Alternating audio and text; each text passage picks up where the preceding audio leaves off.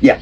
What remedy am I looking for from the investors or M-Kopa? From M-Kopa, nothing. And you can see in my letter from my UK lawyers below, M-Kopa should not be spending any money on defending this lawsuit, because this lawsuit is against the British government through British International Investment and Generation Investment Management, and then the board members themselves, which just completely neglected their duties or acted specifically to go after the ordinary shareholders on purpose, so BI and Generation could have more ownership of this company. So the remedy is they got to pay for the disproportionate dilution, and here would be a starting point as far as the percentage, but a valuation of the company needs to be done to know actually how much damage is done. And then what they have to do is go to the ordinary shareholders, and not all of them, the ones who did not receive compensation in the form of growth shares for their disproportionate dilution, the ones who were targeted for dilution who didn't receive something, a kickback out the other side in the form of growth shares.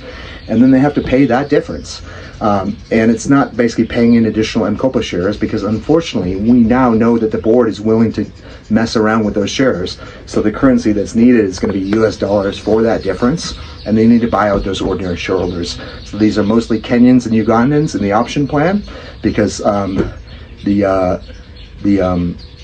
the whites in the option plan mostly receive compensation in the form of growth shares for that dilution, so they're not going to be eligible. So it's the Kenyans and Ugandans and a few others, including myself. So they'll have to pay for that difference. I mean, they tried it, they thought they'd get away with it, they didn't get away with it. Now they've just got to pay the difference, because they've done serious economic damage to the shares of these people who have a much larger claim than currently is reflected on the cap table because of the resolutions that were not passed properly.